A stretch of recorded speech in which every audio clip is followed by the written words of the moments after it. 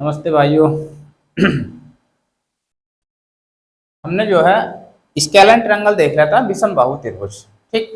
अब जो है हम समबाहु त्रिभुज को देखते हैं, समबाहु त्रिभुज की आइडेंटिटी और उसके क्वेश्चन। ठीक है। तो अगर हम समबाहु त्रिभुज को देखते हैं उसका मेजरमेंट, तो समबाहु त्रिभुज नाम से पता चल रहा है कि वो त्रिभुज जिसकी समबाहु है, मतलब तीनों की तीनों भुजाएं कितनी हो, समान हो। ये भी ए है, ये भी ए है और ये भी ए। ठीक। और समबाहु त्रिभुज की एक पहचान हमेशा ध्यान रखना, जब भी किसी भी त्रिभुज की तीनों भुजा बराबर होंगी तो उसके तीनों कोण भी बराबर होंगे। ठीक है। मान लो ए, बी और सी एक समबाहु त्रिभुज है, तो कोण ए, कोण बी, कोण सी, ये भी 60 डिग्री होगा और ये भी 60 डिग्री होगा और ये भी 60 डिग्री होगा। ठीक। अगर वर्टेक्स बी से साइड AC पर एक परपेंडिकुलर ड्रॉ करते हैं हम। ठीक। अगर हम एक परपेंडिकुलर ड्रॉ कर रहे हैं तो वो D पॉइंट पे मिल जाए। तो इस बात का हमेशा ध्यान रखना कि ये जो है एंगल बाइसेक्टर भी होगा,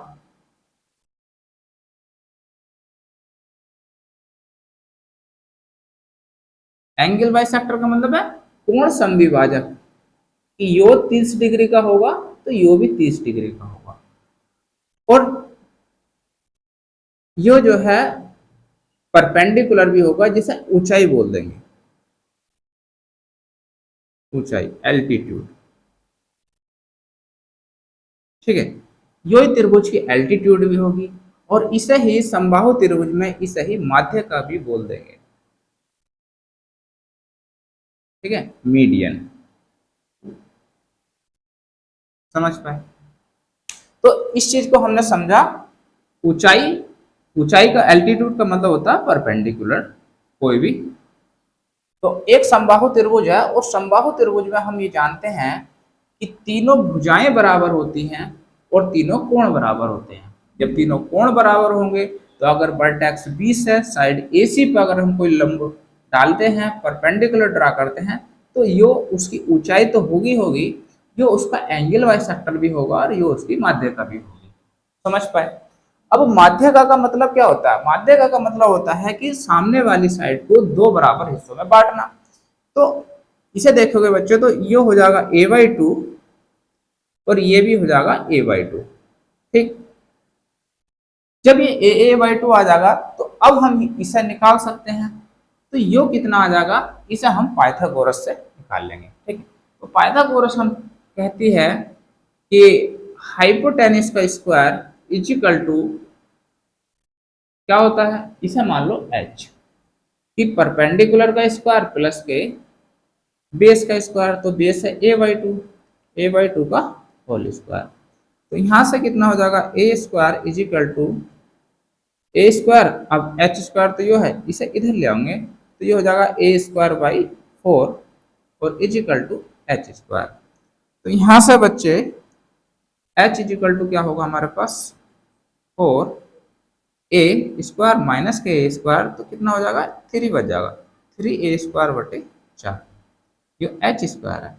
तो एच की वैल्यू कितनी आ जाएगी हमारे पास, √3a/2। ठीक। तो समबाहु त्रिभुज का जो एल्टीट्यूड होगा, समबाहु त्रिभुज की जो एल्टीट्यूड होगा वो कितना होगा हमारे पास, h इज इक्वल टू हो जाएगा √3/2a। समझ पा रहे हो? एक मिनट। ठीक। तो ये समबाहु त्रिभुज का एल्टीट्यूड हो गया। अब हम जानते हैं कि किसी भी त्रिभुज का क्षेत्रफल कैसे निकालते हैं। तो त्रिभुज का क्षेत्रफल होता है, पिछली क्लास में हमने पढ़ा है कि त्रिभुज का क्षेत्रफल होता है 1/2 आधार गुणा ऊंचाई। ठीक है। त्रिभुज का क्षेत्रफल होता है हमारे पास 1/2 आधार गुणा ऊंचाई। तो ये कितना हो जाएगा, ये हो जाएगा हमारे पास 1/2 आधार कितना हमारे पास, यहां से यहां तक की दूरी है ए, ठीक है ए, और ऊंचाई कितनी है हमारे पास, √3/2 ए। तो यहाँ से कितना आ जाएगा हमारे पास 1 और ये √3/4 a²। तो ये त्रिभुज का क्षेत्रफल हो गया, ये समबाहु त्रिभुज का क्षेत्रफल हो गया। अगर उसने हमें दे रखा है तो ये समबाहु त्रिभुज का क्षेत्रफल हो गया। यदि उसने हमें इस तरह से मान लो एक साइड दे रखी है तो हम उसका एल्टीट्यूड निकाल लेंगे। तो अगर सिंगल साइड दे रखी है तो हम उसका क्या निकाल सकते हैं, उसकी ऊंचाई भी निकाल सकते हैं, और जब हम ऊंचाई निकाल लेंगे तो हम उससे उसका क्षेत्रफल निकाल लेंगे। ठीक, इतनी बात समझ आ गई, स्क्रीनशॉट लीजिए। आगे बढ़ते हैं आगे, और हम इससे क्या क्या चीज ड्रॉ कर सकते हैं ये भी देखते हैं।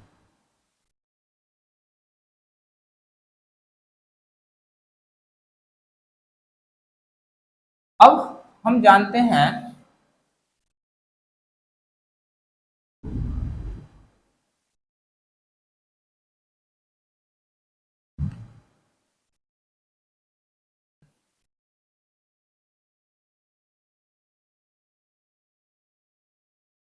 कि इक्विलैटरल ट्रायंगल में ए बी सी, ठीक, साइड तो सारी की सारी बराबर हो जाएंगी। जब साइड बराबर हो जाएंगी ये हमारा परपेंडिकुलर ड्रॉ है, ठीक है, यो ए है, यो ए है और यो भी ए है। अब यो हमने निकाल ही लिया है, अभी इसका मान है √3/2 ए, ठीक। अब एक चीज और देखते हैं, हमेशा क्योंकि ये माध्यिका होती है, क्या होती है, माध्यिका, माध्यिका मीडियन। अब मीडियन जो है, जब भी हम सारे के सारे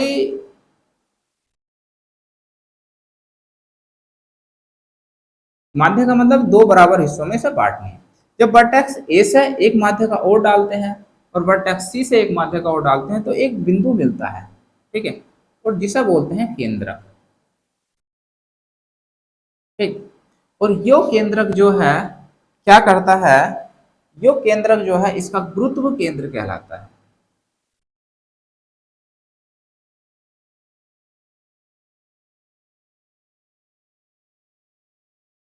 ठीक, और इसका गुरुत्व, इसका केंद्र बोलते हैं। और यो जो है दो, मतलब एक, 2:1 के अनुपात में रेशियो बांटता है। अगर यो मिल जाए हमारे पास पॉइंट ओ से, ठीक है, तो हम क्या कह देंगे, और यो हमारे पास है डी, तो B O ratio O D, तो ये कितना हो जाएगा बच्चे, 2:1, ठीक। और ये ही जो है ओडी जो होगा इसका, ओडी, ओडी जो होगा यही कहलाएगा अंतः केंद्र की त्रिज्या, ठीक है। जो ओडी होगा ये कहलाएगा हमारा पास अंतः केंद्र की त्रिज्या, अंतः वृत्त, अंतः वृत्त की त्रिज्या, अंतः वृत्त की जो त्रिज्या हो जाएगी वो हो जाएगी हमारे पास ओ डी, और इजिकल टू हो जाएगी ये। अब हमें पता है ये 2:1 के अनुपात में बांट रहा है, और टोटल जो लेंथ है, टोटल लेंथ कितनी है इसकी, √3/2 है। तो अगर हमें इसमें से ओडी निकालना हो तो क्या कर देंगे हम, टोटल तो क्या है 3, तो इसका अगर हम 1/3 निकाल दें तो एक की वैल्यू हमें मिल जाएगी, ठीक। तो यहाँ से ओडी की वैल्यू कितनी आ जाएगी हमारे पास, इससे ये काट देंगे तो कितना आ जाएगा, a/2√3, और यही कहलाएगी हमारी इन सेंटर आर ओडी,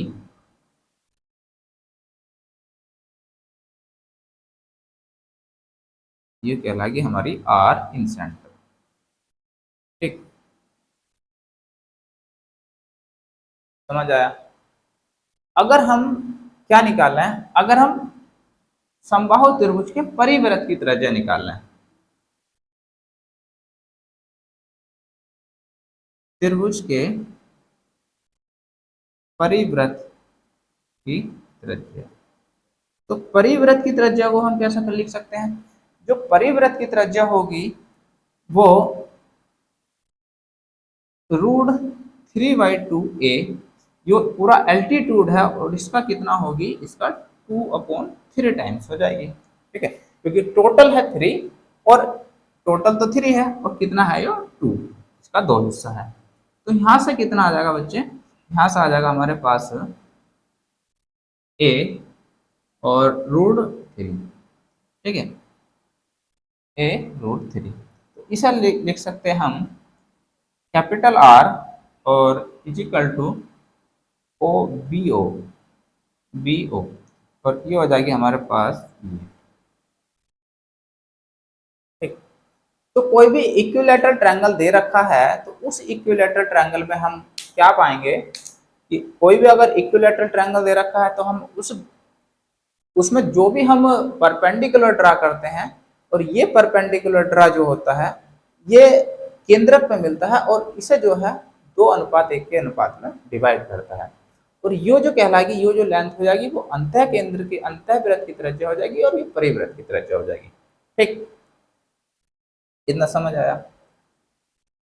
क्षेत्रफल देख लिया हमने, अंतःवृत्त देख लिया, परिवृत्त देख लिया।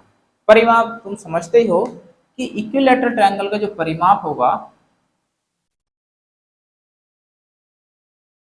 वो हो जाएगा हमारे पास 3a। ठीक, और एक आइडेंटिटी हम और देखते हैं समबाहु त्रिभुज की। ठीक,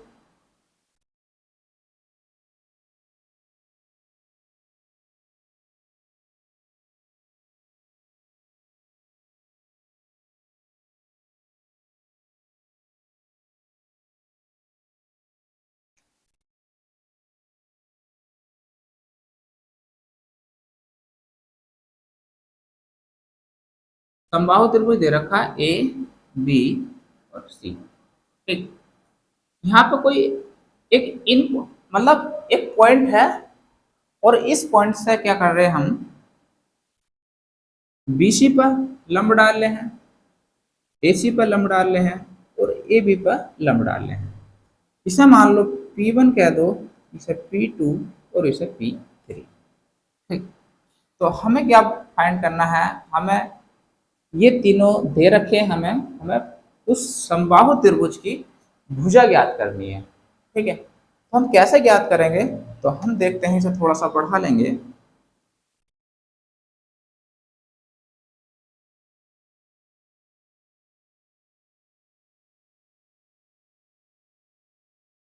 ठीक, और यो है O।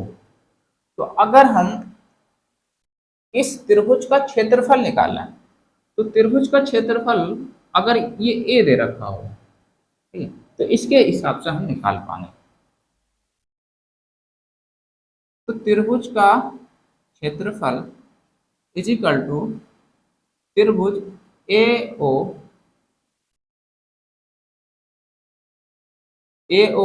बी का क्षेत्रफल ए ओ बी का क्षेत्रफल और जी A B O B O और सी बी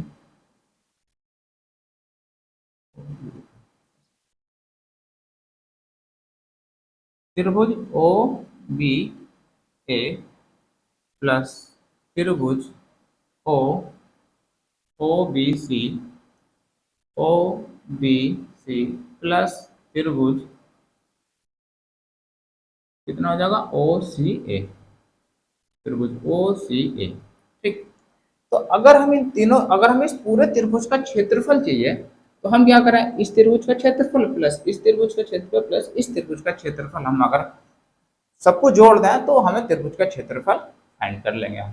ठीक, हम जानते हैं कि इक्विलैटरल ट्रायंगल का जो क्षेत्रफल होता है वो √3/2 3/4 3/4 ए स्क्वायर होता है, तो ये ए स्क्वायर हो जाएगा और इक्वल टू हम जानते हैं ओ बी ए में, ओ बी और ए में आधार कितना है 1/2, आधार है ए और परपेंडिकुलर P1 प्लस के 1/2, इसमें आधार ए है और ये है हमारे पास P2। ठीक, प्लस के ऐसी 1/2 आधार ए है और ये है P3। तो यहाँ से हम क्या मिलेगा हमें, 1/2 ए कॉमन ले लो तो P1 प्लस के P2 प्लस के P3, और ये हो जाएगा हमारे पास √3/4 a²। इससे ये कट गया और इससे ये 2, तो यहाँ से हमें a मिलेगा और a इज इक्वल टू हो जाएगा हमारा 2/√3 और P1 प्लस के P2 प्लस के P3। ठीक, तो ये हो गया हमारे पास। अगर कोई एक पॉइंट दे रखा है किसी भी इक्विलैटरल ट्रायंगल में, तो उस पॉइंट से जो है और परपेंडिकुलर ड्रा कर रखे हैं और उनकी हमारी लंबाई दे रखी है, तो हम साइड निकाल लेंगे। ठीक है, और जब साइड निकाल लेंगे तो इससे हम डायरेक्ट समबाहु त्रिभुज का क्षेत्रफल भी निकाल लेंगे। समबाहु त्रिभुज का जो क्षेत्रफल होता है हमारे पास,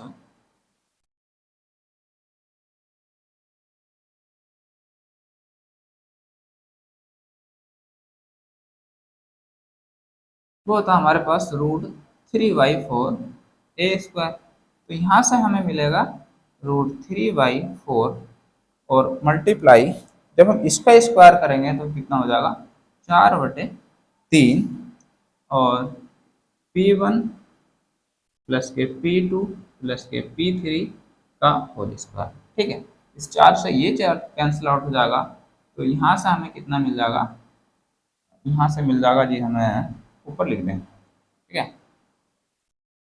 तो त्रिभुज का क्षेत्रफल जो है आ जाएगा हमारे पास 1/√3 और P1 प्लस के P2 प्लस के P3 का होल स्क्वायर।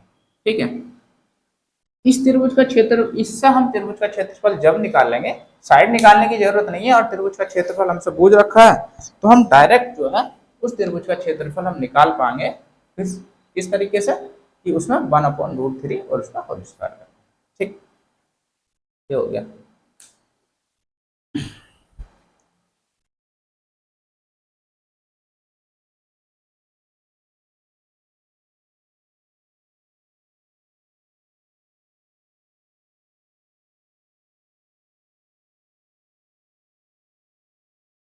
आगे हम क्वेश्चन की ओर बढ़ते हैं।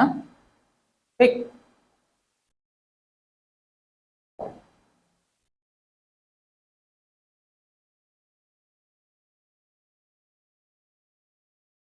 तो हम सारे के सारे जो है फॉर्मूलों को ध्यान रखेंगे और इनसे हमारा सारे के सारे काम होंगे।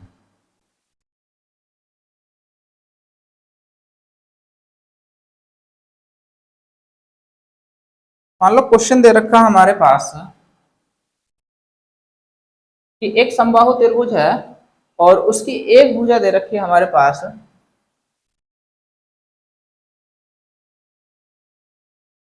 समबाहु त्रिभुज है और भुजा दे रखी है हमारे पास 4√3। ठीक है, तो हमें क्या है, त्रिभुज का क्षेत्रफल ज्ञात करना है। त्रिभुज का क्षेत्रफल ज्ञात करना है, तो कैसा करेंगे हम जानते हैं कि त्रिभुज का जो क्षेत्रफल होता है वो होता है हमारे पास √3/4 a²। अब √3/4 a² की वैल्यू कितनी है हमारे पास, a की वैल्यू इतनी, इसे लिख सकते हैं हम 4 × 4 और ×3। ठीक है, √3 3 हो जाएगा और 4 2 बार आएगा, इससे ये काट देंगे तो 3 × 12। ठीक, तो 12√3। तो इस त्रिभुज का क्षेत्रफल कितना हो जाएगा, 12√3। ठीक, समझ आया होगा। समबाहु त्रिभुज की भुजा दे रखी है, बस √3/4 a² करके हम इसे को फाइंड कर लेंगे। अगला क्वेश्चन है,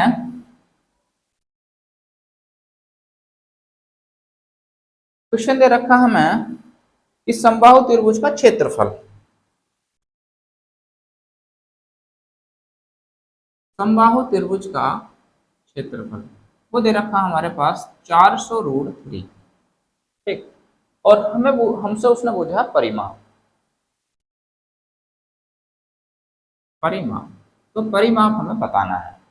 अब हम जानते हैं कि त्रिभुज का जो क्षेत्रफल होता है वो होता है √3/4 ए स्क्वायर, और वो दे रखा है इसमें हमारे पास 400√3। इससे ये कट जाएगा और ये उधर पहुंच जाएगा, तो ए स्क्वायर इज इक्वल टू कितना आ जाएगा 1600। तो ए की वैल्यू कितनी होगी 40। जब ए की वैल्यू 40 होगी, परिमाप होता हमारे पास कितना होता 3a, तो ये हो जाएगा 3/4 40, तो कितना जाएगा 120। ठीक, तो छोटे छोटे क्वेश्चन है, लेकिन समझने के लिए हमें जो है ये बड़ा काम करेंगे। समझ पा रहे होंगे। अगला क्वेश्चन देखते हैं। क्षेत्रफल दे रखा था तो हमने परिमाप निकाल लिया।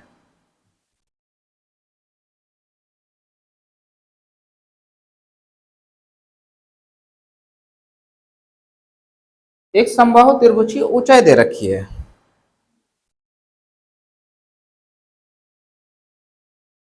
त्रिभुज की ऊंचाई वो दे रखी है हमारे पास 15 सेंटीमीटर। ठीक, और क्षेत्रफल हमें ज्ञात करना है।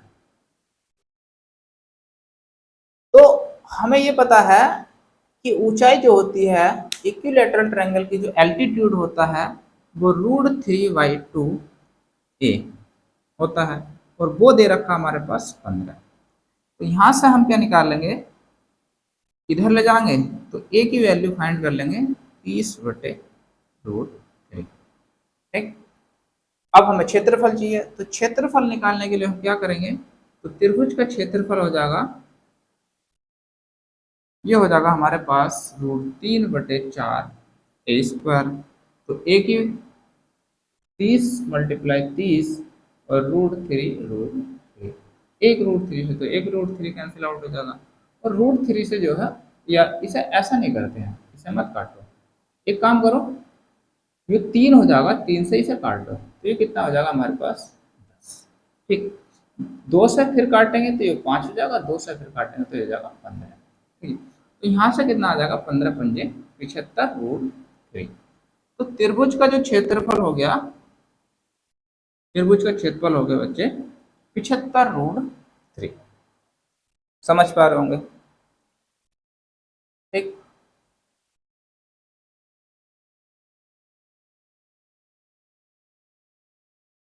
अगला क्वेश्चन देखते हैं।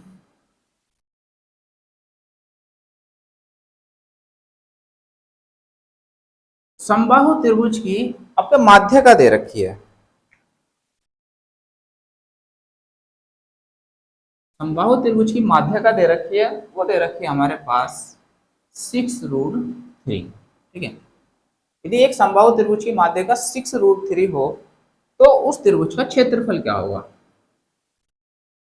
त्रिभुज का क्षेत्रफल, अब हम जानते हैं कि त्रिभुज का जो क्षेत्रफल होता है, अब माध्य का जो होगी, माध्य माध्य का, समबाहु त्रिभुज की माध्य का जो होती है वो एल्टीट्यूड होती है, वो ऊंचाई होती है। ठीक है, अब ऊंचाई जो है हमारे पास कितनी है, √3/2 ए, और वो दे रखी है इसने 6√3। इससे ये कैंसिल आउट कर देंगे तो ए की वैल्यू कितनी आ गई हमारे पास 12। ठीक, जब ए की वैल्यू 12 आ जाएगी हमारे पास, तो हम क्या करें, इसमें क्षेत्रफल निकाल देंगे। तो क्षेत्रफल कितना हो जाएगा हमारे पास, त्रिभुज का क्षेत्रफल हो जाएगा हमारे पास √3/4 ए स्क्वायर। तो ए की वैल्यू कितनी है 12, और गुणा 12, इससे ये काट देंगे तो 3 हो जाएगा, 12 3 36, तो 36√3 ये त्रिभुज का क्षेत्रफल आ जाएगा। ठीक, अगर माध्य का दे रखी है, समबाहु त्रिभुज की माध्य का उसका एल्टीट्यूड होती है और उसकी मीडियन भी होती है। ठीक,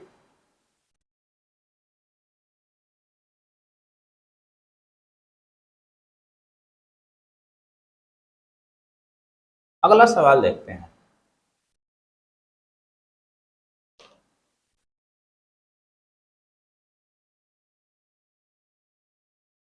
वो कह रहा है कि एक समबाहु त्रिभुज का क्षेत्रफल, समबाहु त्रिभुज का क्षेत्रफल दे रखा हमारे पास 48 सेंटीमीटर, 48 सेंटीमीटर स्क्वायर। ठीक, और भुजा की लंबाई बतानी है, भुजा की लंबाई। तो भुजा की लंबाई हम कैसे निकालें, अब हम जानते हैं इस समबाहु त्रिभुज का क्षेत्रफल जो होता है वो √3/4 ए स्क्वायर होगा। और वो दे रखा है इसने इजिकल टू हमें कितना दे रखा है, वो दे रखा है हमें 48। ठीक,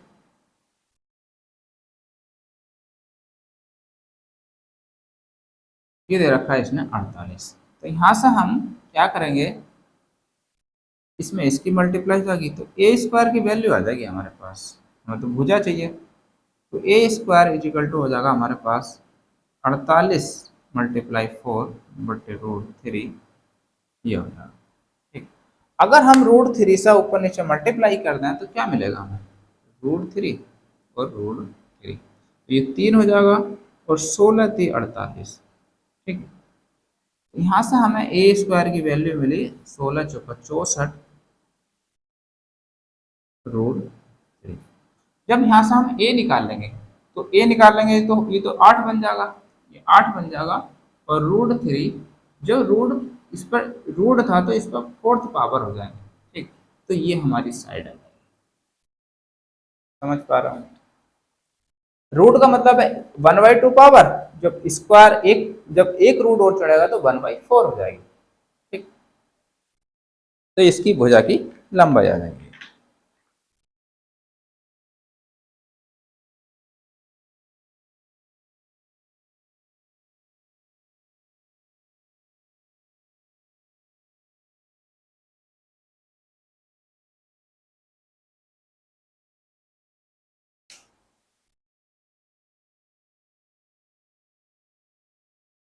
अगला क्वेश्चन देखते हैं।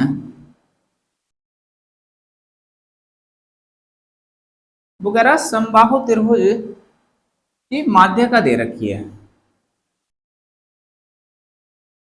समबाहु त्रिभुज की माध्य का, समबाहु त्रिभुज की माध्य का दे रखी है x सेंटीमीटर। ठीक, तो उस त्रिभुज का क्षेत्रफल बताना है, त्रिभुज का क्षेत्रफल। ठीक, माध्य का हमेशा एल्टीट्यूड होती है और एल्टीट्यूड का मतलब होता है √3/2 a। ठीक है, जो माध्य का हो जाएगी जो उसकी ऊंचाई होगी, और वो दे रखी है हमारे पास x। तो हमें a की वैल्यू फाइंड कर पाएंगे यहाँ से, a इक्वल टू हो जाएगा 2x/√3। ठीक, जब a निकल गया तो अब हम त्रिभुज का क्षेत्रफल निकाल लेंगे। त्रिभुज का क्षेत्रफल होता है हमारे पास समबाहु त्रिभुज का √3/4 ए स्क्वायर। ए की वैल्यू वो है तो ए की वैल्यू कितनी हो जाएगी 4x² बटे और √3 का स्क्वायर करेंगे तो 3 हो जाएगा, इससे ये कट जाएगा। तो हमारे पास कितना आ जाएगा x² बटे √3। तो हम अगर हमें माध्य का दे रखी है तो डायरेक्ट हम जो है उससे क्या निकाल पाएंगे, त्रिभुज का, समबाहु त्रिभुज का क्षेत्रफल निकाल पाएंगे। ठीक, कि इसका तो त्रिभुज का क्षेत्रफल कितना हो जाएगा, त्रिभुज का क्षेत्रफल हो जाएगा x² बटे √3। ठीक, जो भी ध्यान रखना, आइडेंटिटी बहुत काम की है।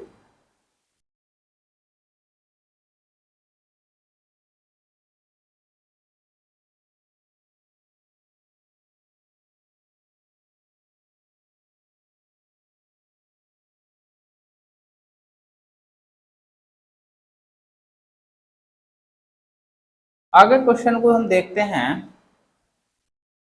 क्वेश्चन में मान लो एक चीज दे रखी है उसने हमें,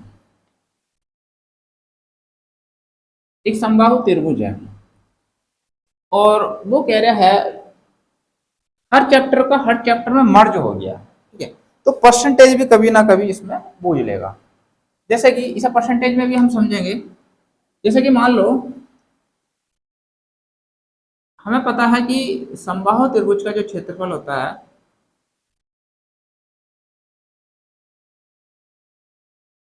समबाहु त्रिभुज का क्षेत्रफल वो होता है √3/4 ए स्क्वायर। ठीक, अगर वो कह रहा है कि इसकी प्रत्येक भुजा में ये एक समबाहु त्रिभुज है और ये ए है, ये भी ए है, ये भी ए है, ये ए बी सी। यदि इसकी प्रत्येक भुजा में जो है वो 20% की बढ़ोतरी कर दी जा रही है, तो इसके परिमाप पे क्या असर पड़ेगा? प्रत्येक भुजा में 20% की वृद्धि की जाती है, तो परिमाप में क्या परिवर्तन होगा? ठीक, तो अगर हम तुम्हें देखना है कि परिमाप में क्या परिवर्तन होगा, हमेशा परिमाप जो होगा वो कितना होगा? ये 3a है। ठीक, अगर मान लो इसे हम 10 डाल दें, इसे भी 10 डाल दें और इसे भी हम 10 सेंटीमीटर डाल दें, तो परिमाप कितना हो जाएगा? ये 20% की बढ़ोतरी हो जाएगी, तो 10 का 20% कितना होता है? 2 होगा बच्चे। ठीक, 2 होगा, तो अब बढ़ोतरी के बाद कितनी हो जाएगी? इसकी साइड 12 हो जाएगी, ये भी 12 हो जाएगी। तो पहला पहला जो परिमाप था 3 गुणा 10 कितना हो रहा था? 30। अब जो परिमाप हो रहा है 3 गुणा 12, तो कितना हो रहा है परिमाप? 36। ठीक, तो कितने की बढ़ोतरी हो गई है? 6 की बढ़ोतरी हो गई है। कितने पे? 30 पे, तो गुणा 100 पे। जब हम इससे काटेंगे तो ये 5 बार हो जाएगा, और इससे काटेंगे तो कितना आ जाएगा? 20%। ठीक, कि जैसा था वैसा के वैसे घूम आए हो। तो यदि परिमाप को तुम देखोगे कि परिमाप में मतलब किसी भी समबाहु त्रिभुज में अगर किसी भुजा में 20% की बढ़ोतरी हो रही है, तो भुजा में अगर 20% की बढ़ोतरी हो रही है, तो उसके परिमाप में भी उतनी ही वृद्धि होगी। ठीक, क्योंकि जो भी अपने आप में एक लंबाई है, ये भी लंबाई है, तो परिमाप में कोई परिवर्तन मतलब परिमाप सिर्फ उतने ही वृद्धि होगा जितना कि भुजा में। ठीक, तो इसे ध्यान रखना कि परिमाप में उतनी ही वृद्धि होगी जितनी वृद्धि जितनी वृद्धि प्रत्येक भुजा में हुई है, की गई। ठीक, एक चीज तो हमें समझ आई कि अगर हमें परिमाप में वृद्धि का पता लगाना है, तो कुछ नहीं देखना है, उतनी ही वृद्धि होगी जितनी की भुजा में। अब मान लो हमें क्षेत्रफल में वृद्धि का पता लगाना है, तो हम कैसे करेंगे? ठीक, समझ पाए होंगे इतना, तो लिख लेना।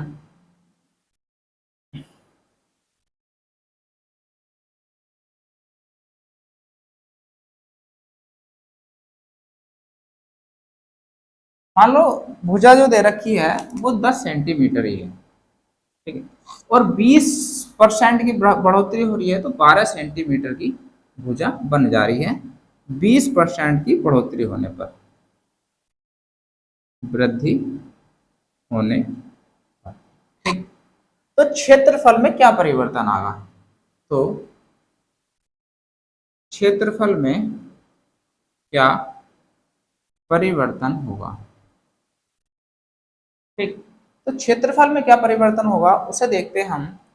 अगर भुजा हमारी जब भुजा 10 सेंटीमीटर थी, तो क्षेत्रफल हमारा कितना हो रहा था? भुजा 10 सेंटीमीटर है, तब त्रिभुज का क्षेत्रफल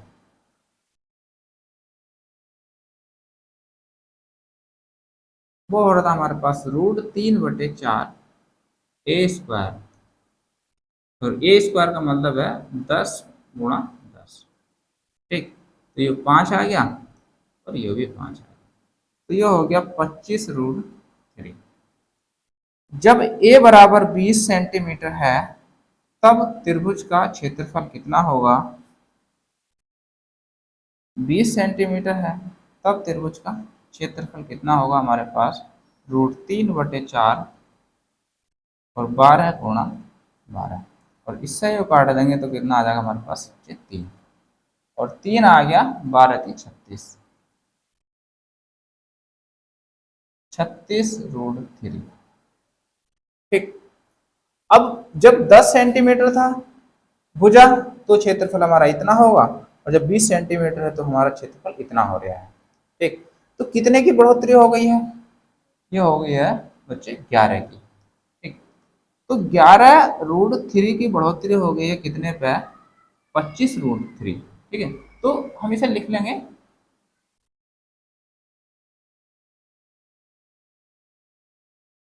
यहीं पे लिख दो,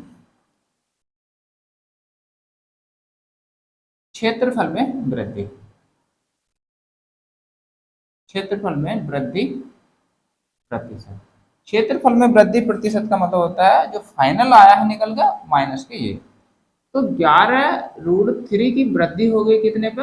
25√3 पे, तो गुणा 100 पे। इससे ये काट दिया, इससे ये काट दिया, कितना 4 बार, तो कितना हो गया? 44%। ठीक, ये बात हमने समझ ली है। इसे हम और भी तरीकों से हम कर सकते हैं। ये बात हमने बस इसे एज ए प्रूफ करने के लिए समझाई थी। इस तरह से हमें क्वेश्चन नहीं करना है। तो क्वेश्चन कैसा करना है उसे हम देखते हैं। तो क्वेश्चन हमें ऐसा करना है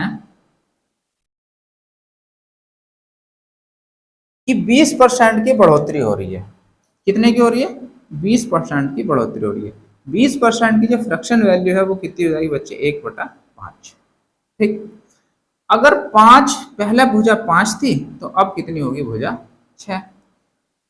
अब चूंकि जो समबाहु त्रिभुज का जो क्षेत्रफल होता है भुजा का स्क्वायर होगा, तो भुजा का स्क्वायर होगा, तो इसका अगर हम स्क्वायर करेंगे तो कितना होगा कि अगर पहला क्षेत्रफल 25 था तो अब क्षेत्रफल हो गया हमारे पास 36।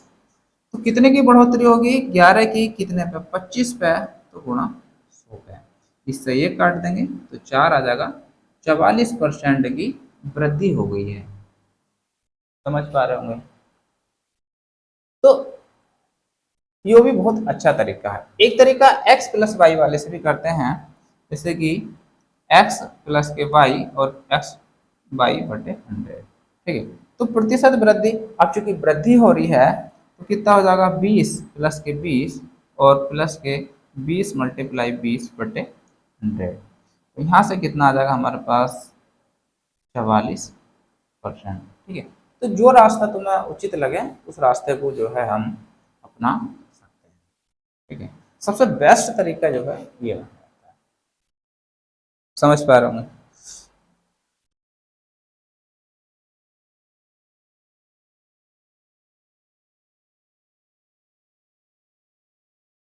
बच्चे आगे हम क्वेश्चन करेंगे, इसी टाइप का क्वेश्चन होगा, उसे देखते हैं।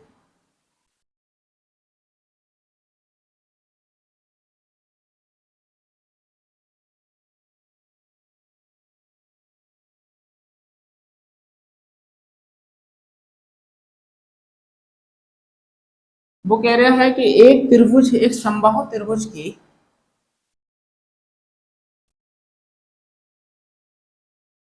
एक समबाहु त्रिभुज की प्रत्येक भुजा में 25% की वृद्धि की जाती है,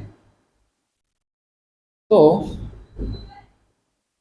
क्षेत्रफल में परिवर्तन, क्षेत्रफल में परिवर्तन कितना हो जाएगा? ठीक, तो अगर हम देखते हैं कि 25% को हम क्या लिखेंगे?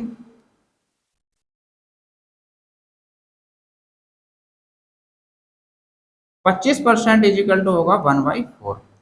कि अगर पहला भुजा 4 थी तो अब भुजा कितनी होगी? 4 में एक जोड़ देंगे तो भुजा कितनी होगी? 5। 4 का वर्ग कितना हो जाएगा हमारे पास? 16। और 5 का वर्ग हो जाएगा हमारे पास 25।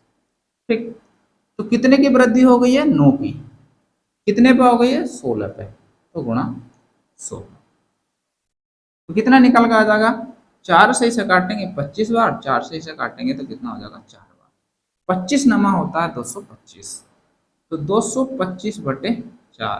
तो 4 से इसे काटेंगे, 4 पंजे 20 और 2 बचा, और 4 छंग 24, एक बच गया, 1/4, इतने प्रतिशत।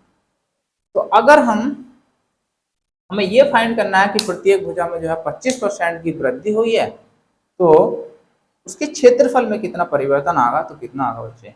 56 सही 1/4%। ठीक, अगर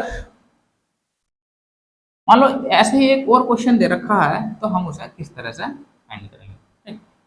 ये सिर्फ हम एक माइनस वाला और कर लेंगे और फिर जो है हम क्योंकि ये सारे का सारा परसेंटेज का हिस्सा है। मान लो उसने कहा है कि 16 सही 2/3% की कमी हो रही है। 16 सही 2/3% की कमी की जाती है, तो क्षेत्रफल में परिवर्तन क्या होगा।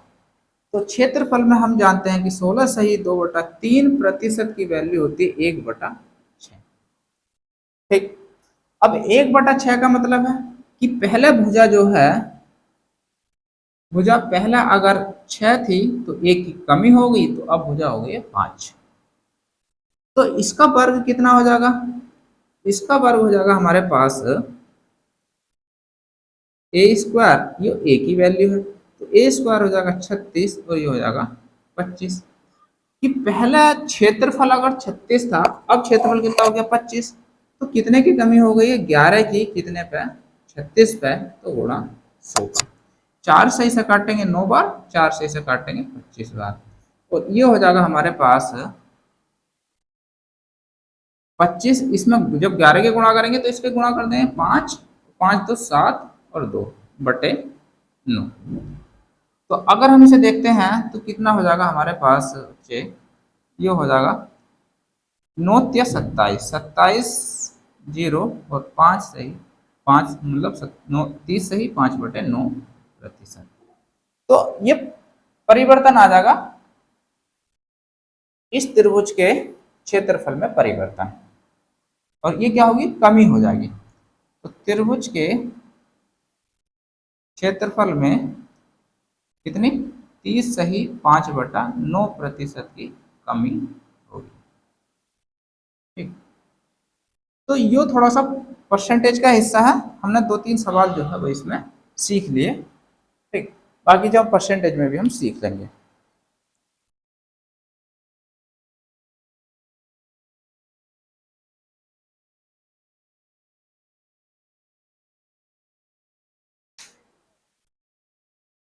और आज के लिए हम इतना ही छोड़ते हैं क्योंकि क्लास ज़्यादा लंबी हो जाएगी, और फिर जो है अभी इसके इक्विलेटर मतलब इक्विलेटर ट्रायंगल के भी कुछ क्वेश्चन और रह गए हैं, ठीक है। और वीडियो पसंद आई तो वीडियो को लाइक करो, शेयर करो, कमेंट करो, और कमेंट्स जरूर करना क्या अगर कौन कौन सी चीज़ों पर आप वीडियो चाहते हैं, ठीक है। तो आज के लिए इतने, बाय बाय।